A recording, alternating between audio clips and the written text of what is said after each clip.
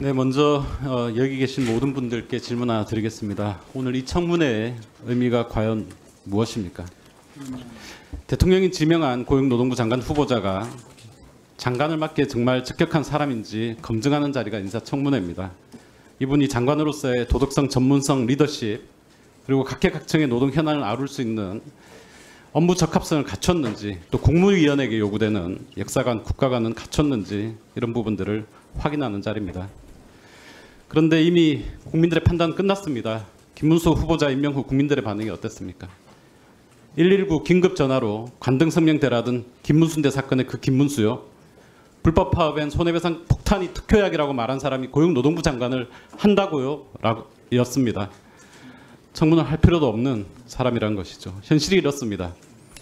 후보자께서 오늘 거듭 최선을 다해서 성찰하고 고치겠다, 또 몸을 낮추겠다 이렇게 말씀하시지만 국민들은 김문수라는 사람이 고용노동부 장관이 되는 것을 거부합니다.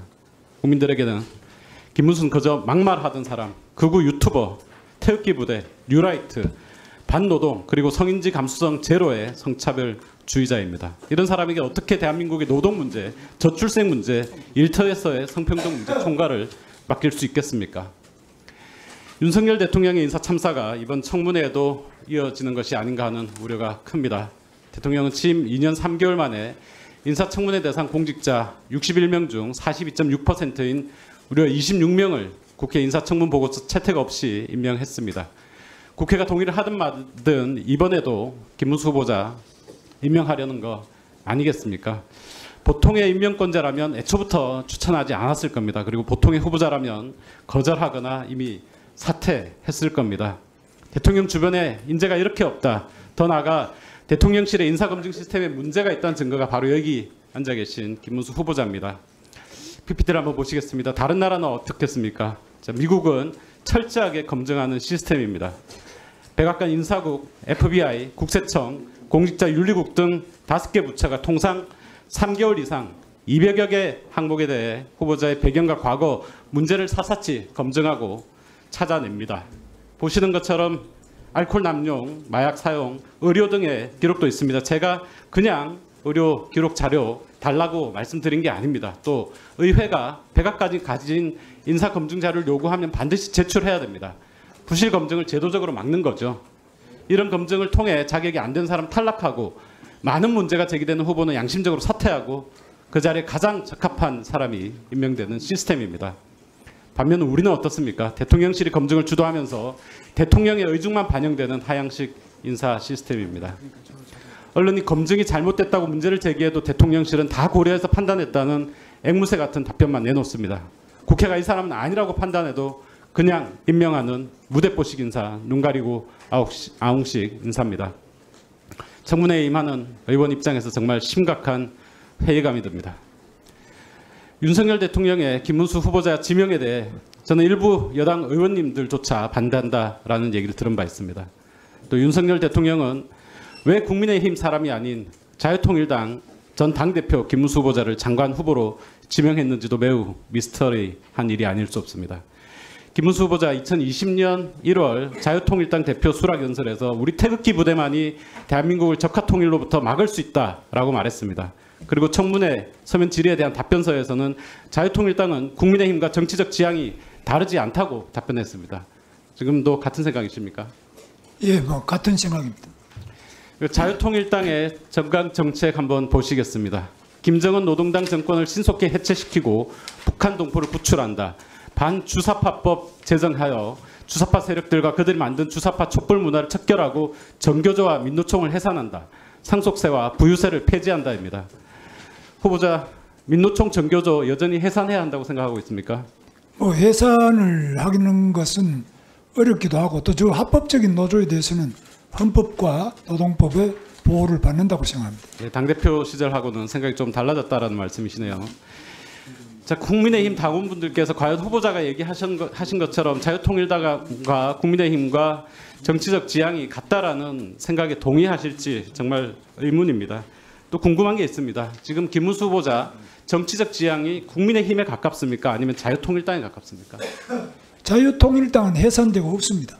네, 해산됐는데 당시의 정강 정책이 홈페이지에 남아있죠. 어느 쪽에 가깝습니까? 저는 뭐 국민의힘을 오랫동안 한 사람이기 때문에 국민의힘하고 자유통일당하고 완전히 다르다 이렇게 보지 않고 국민의힘과 같이 활동한 게 많습니다. 자, 아까도 나왔었는데요. 죄 없는 박근혜 대통령 잡아놓은 빨간 윤석열 검찰총장이라고 했던 윤석열 대통령이 후보자 지금 지명한 거죠. 윤석열 대통령이 후보자를 장관 후보로 지명한 이유가 뭐라고 생각하시죠? 그건 뭐, 대통령실에서 발표한 공식적으로 발표된 것 외에는 저는 뭐 다른 것은 잘 모르고 있습니다. 네, 민주노총에 대해서는 경찰 두들겨 패는 폭동분자라고도 얘기를 했었고 이번 서면 답변소에서는 경산노 위원장으로서 사회적 대화에 참여시키기 위해 노력했다 이렇게 답변했는데 어느 쪽이 본인의 진짜 생각이세요? 뭐 저는 나름대로 사회적 대화를 위해서 노력을 했다고 생각합니다. 이번 청문회 한마디로 국민들이 원하지 않는 자격 없는 후보를 임명한 대통령 그리고 자신을 돌아보지 못하는 생각 없는 후보자의 막장 콜라보라고 생각을 합니다. 요구한 자료 제출하지 않고 청문회 하루만 버티자는 식의 비협조적인 태도를 보이면서 왜 장관을 하려는 것인지 이해를 할 수 없습니다. 국민들이 과연 이런 막말 색깔론자가 장관이 되는 거 보기를 원하실까요? 폭염 속에 20대 청년 노동자가 에어컨 설치하다가 사망했습니다. 쿠팡에서 계속해서 노동자들이 사망하고 있습니다. 대유 위니아의 임금 체불액이 1,000억이 넘습니다.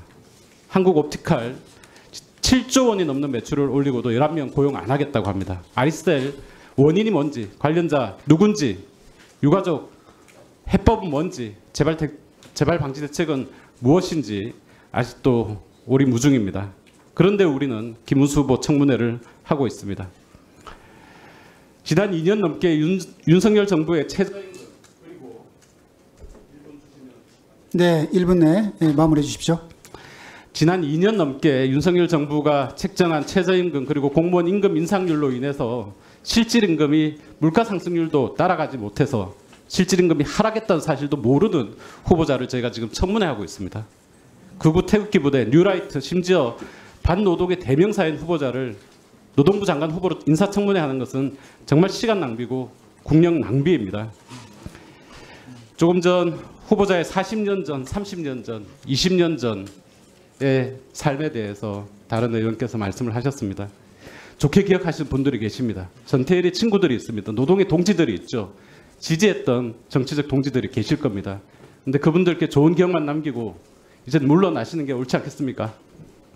답해 보시죠. 뭐 물러갈 생각이 전혀 없습니다.